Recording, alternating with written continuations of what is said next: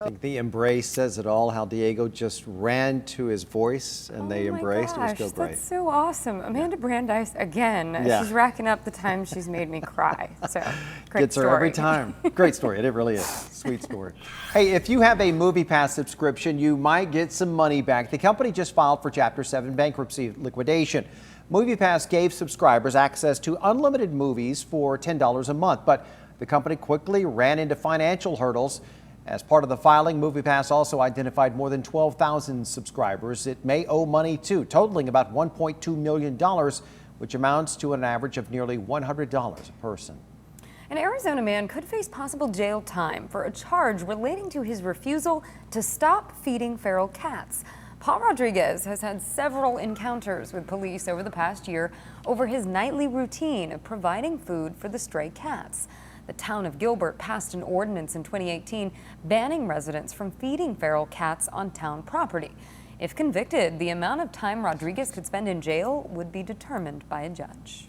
A man caused quite a stir in Tennessee in a courthouse there when he started to smoke marijuana right there. That's Spencer Allen of Austin. He was in court on a simple possession of marijuana citation, but then he just reaches into his pocket, pulls out a joint, lit it up, and took multiple puffs. Austin is now facing a disorderly conduct charge on top of that marijuana possession. Apparently he's happy about it. SpaceX successfully launched its fourth batch of Starlink satellites into orbit following days of weather delays for the mission. Liftoff happened this morning from Cape Canaveral. The company sent that Falcon 9 rocket carrying 60 small internet beaming satellites into orbit, and that joins dozens of others. It's part of the company's unprecedented push to build its broadband internet business Starlink. The goal is to offer affordable internet service to parts of the U.S. and Canada by the summer. This 10 News Pinpoint Weather Report is sponsored by Anderson Plumbing, Heating and Air. Nobody wows clients like we do. It's nice and warm today, and it seems like it's only going to get warmer. Yeah. We had great beach weather, inland communities, a little bit breezy and windy over the mountains. So we've seen it all today.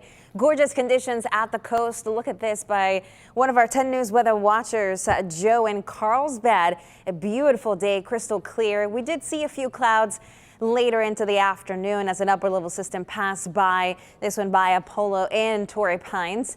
Gorgeous sunset though. And looking from Coronado to downtown, 69 degrees right now. The winds out of the north in this area, but more out of the east as we make our way into the mountains, gusting almost 40 miles per hour. And Julian at this hour, and it has become windier in our mountains since the beginning of the show. Now the winds are close to 30 miles per hour in Ramona, but we have already seen wind gusts over 50 miles an hour there, and we're expecting the winds to peak tonight. Most of the county under a wind advisory. It will expire for the deserts and for the coast at 6 p.m., but mountains and inland communities will stay under a wind advisory through midday on Friday. So dry, windy, and very warm. Santa Ana conditions expected as we head into the weekend. Through at least Saturday, wind gusts tonight could reach up to 60 miles per hour, potentially toppling down trees and power lines, so certainly a danger overnight.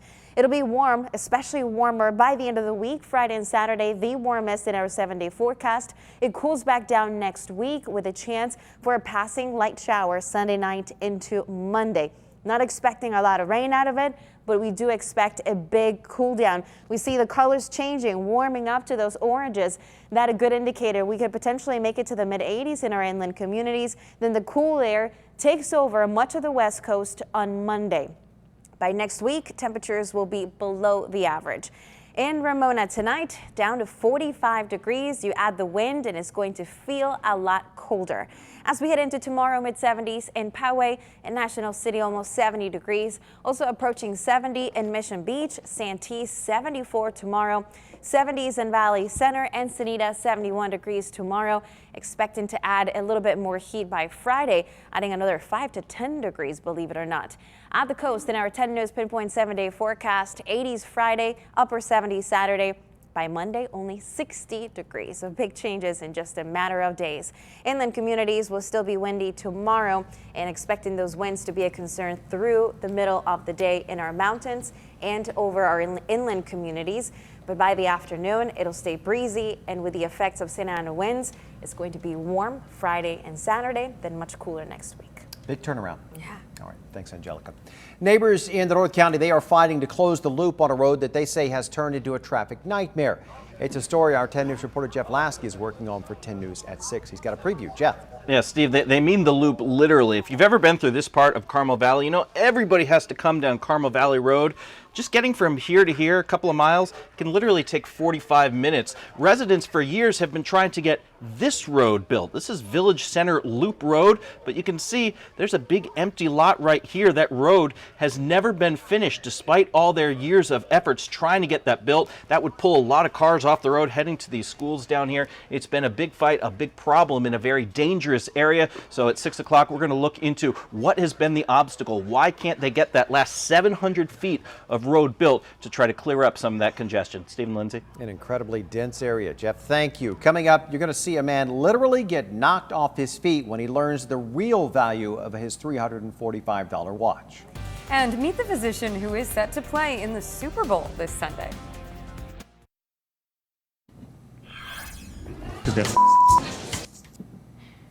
Well, an Air Force veteran featured on the Antiques Roadshow got the surprise of a lifetime when he found out the Rolex that he bought for roughly $345 in 1974 had increased in value quite a bit. He was told the watch is now worth about $400,000.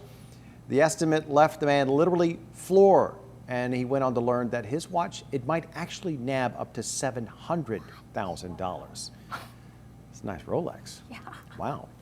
Old Bay has launched its very own hot sauce. McCormick, the company that makes the spice blend, just announced that it is selling a limited edition of the Old Bay hot sauce.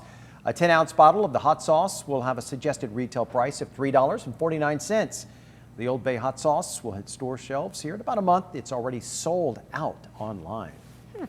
An offensive lineman for the Kansas City Chiefs isn't just a pro football player. Laurent Duvernay-Tardif is also a physician. Duvernay-Tardif got his Doctor of Medicine degree from McGill University in Canada in 2018 after an 8-year journey. He was in his 3rd year of medical school when the Chiefs drafted him in 2014.